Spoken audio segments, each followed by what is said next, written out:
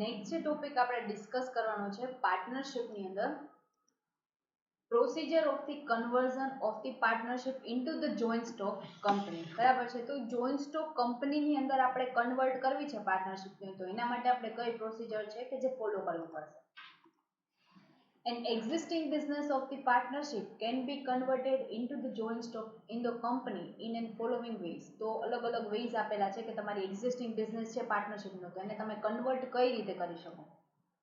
By outright the cell, તો માનો કે તમે સેલ કરી દો બિઝનેસ કોઈને, બરાબર છે, કોઈ અનધર કંપનીને, તો પણ તમે છે એ એમને પ્રોસિજર છે એ ફોલો કરી અને પાર્ટનરશિપને કન્વર્ટ કરી દો તમે જોઈન્ટ સ્ટોકમાં.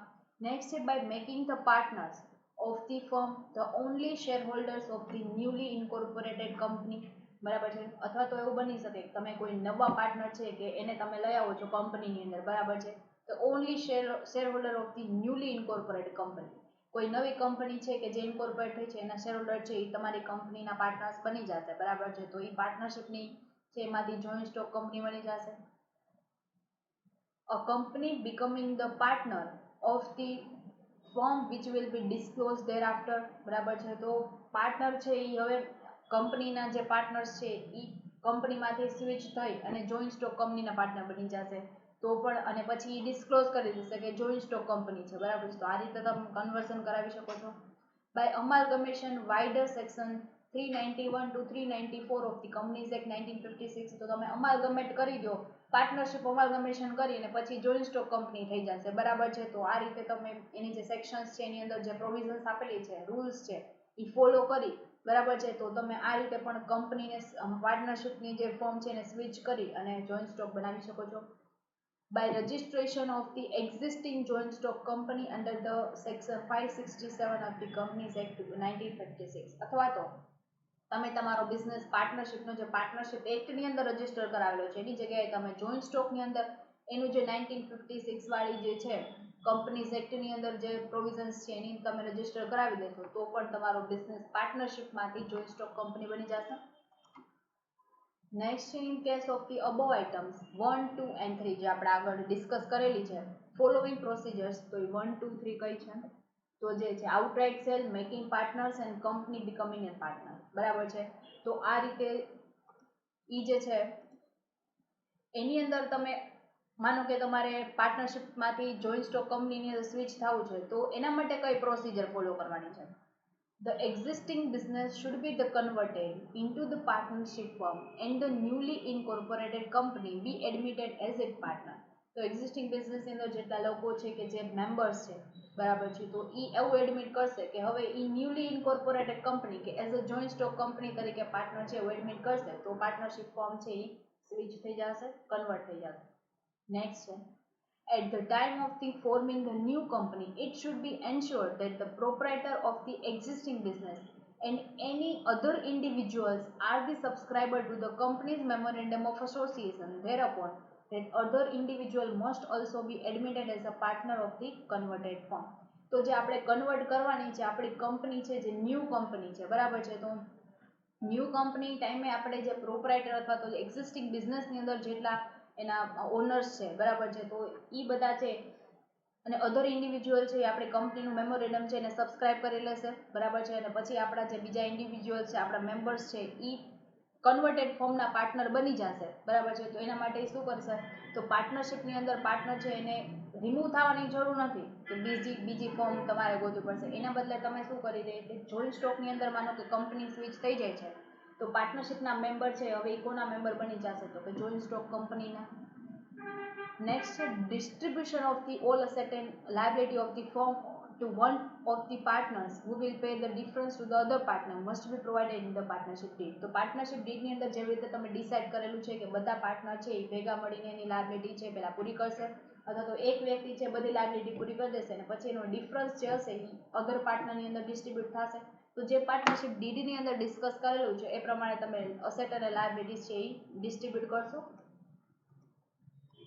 It must be ensured that the memorandum of association of the newly formed company includes a clause permitting the company to acquire the undertaking of an existing business. તો એની અંદર જે પ્રમાણે તો ડિસ્ક્લોઝ કરેલું છે ક્લોઝની અંદર પરમિશન્સ જે પ્રમાણે આપેલી છે કે ન્યૂલી ફોર્મ કંપનીની અંદર તમારે મેમોરેન્ડમ ઓફ એસોસિએશન્સની તમારે કઈ ક્લોઝ ઇન્ક્લુડ કરવાની છે, અથવા તો પાર્ટનરશિપ પ્રમાણે જે ક્લોઝ ઇન્ક્લુડ કરેલી છે પછી જોઈન્ટ સ્ટોક કંપનીની અંદર તમે સ્વિચ થાવ છો તો એનામાં બની શકે રૂલ્સ વધારે હોય તો તમારે ઇન્ક્લુડ કરવા પડે, તો એ પણ ઇન્ક્લુડ કરવા પડશે.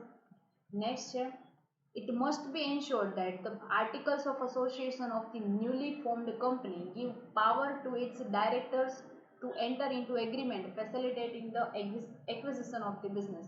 તો આર્ટિકલ્સ ઓફ એસોસિએશન છે કે જે આપણે ન્યૂ ફોર્મ બનાવેલી છે કંપની જોઈન્ટ સ્ટોક, એની અંદર આપણે આર્ટિકલ્સ ઓફ એસોસિએશન બનાવશું કે જેની અંદર આપણે એક વ્યક્તિ છે એને અપોઇન્ટ કરવામાં આવેલો છે કે જે ડાયરેક્ટર છે, તો એને આપણે કયા પ્રકારના પાવર્સ આપવાના છે, રિસ્પોન્સિબિલિટી આપવાની છે, તો એ પણ એની અંદર આપણે ડિસ્ક્લોઝ કરશું. Next છે an agreement with the directors of newly formed company for facilitating the acquisition of the partnership form must be entered into. તો ડાયરેક્ટર છે કે જે કંપનીને આપણે ફોર્મ કરેલો છે બરાબર છે, તો એ પણ શું કરશે તો કે પાર્ટનરશિપ એક્વિઝિશન્સ છે કે એની અંદર એને જે રિસ્પોન્સિબિલિટી જે ઓથોરિટી હતી બની શકે કે જોઈન્ટ સ્ટોકની અંદર એ ચેન્જ થઈ જશે અને પછી એક્વિઝિશન ઓફ જોઈન્ટ સ્ટોક કંપનીને ફેસિલિટેટિંગ કરશે.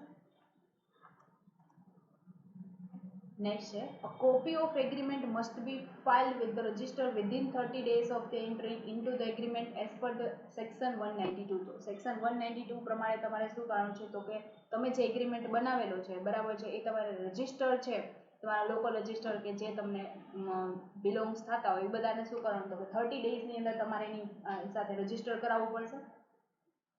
After paying the requisite fee as prescribed under Schedule X to the Companies Act 1956. તો કંપની જે એક્ટ છે 1956 એની અંદર જે શેડ્યુલ છે એક્સ, તો તમારે એની અંદર જે ફીસ તમારે પેમેન્ટ કરવી પડે નોમિનલ ફીસ એ પે કરી અને પછી તમારે રજિસ્ટર કરાવવું પડશે.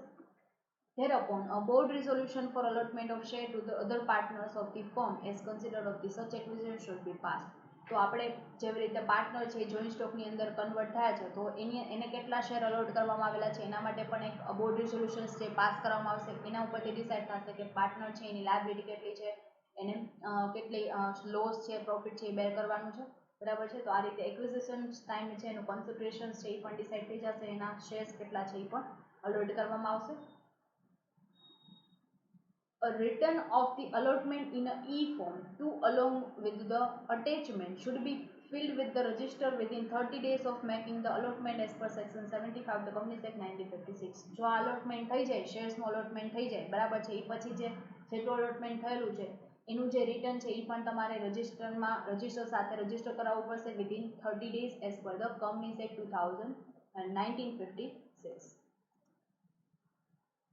નેક્સ્ટ જે આપણો સ્ટેપ છે if the partnership firm being a joint stock company within the meaning of section 566 wants to be registered as a company, then all the following documents should be delivered to the register of the company. તો partnership company કે જે joint stock company બની ગઈ છે બરાબર છે, તો એને કંપની તરીકે રજિસ્ટર થાવ ફોર્મ જે પાર્ટનરશિપ ફોર્મમાં તેને કંપની તરીકે રજિસ્ટર થવા માટે કયા કયા ડોક્યુમેન્ટ છે કે જે એને રજિસ્ટર કરાવવા પડશે. એપ્લિકેશન ઇન ઇલેક્ટ્રોનિક ફોર્મ 37 કે જે ફોર્મ છે એ તમારે રજિસ્ટર કરાવવું પડશે. નેક્સ્ટ છે a listing showing the names address and occupation of all the persons who on the day not more than 6 clear days before the day of registration where the members of the company and the shares of the stock held by each one of them respectively, distinguishing each share by its number in case the shares are numbered.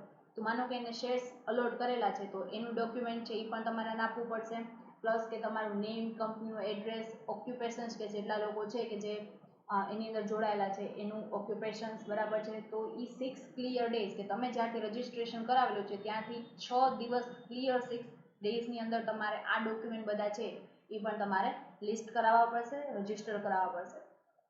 Last છે અ copy of the partnership did. તો partnership did છે જે તમે partnership ટાઈમે જે did બનાવેલું છે એની અંદર જે રેગ્યુલેશન્સ રૂલ્સ લખેલા છે એ ડીડ છે એની કોપી પણ તમારે રજિસ્ટર પાસે તમારે રજિસ્ટર કરાવવાની રહેશે.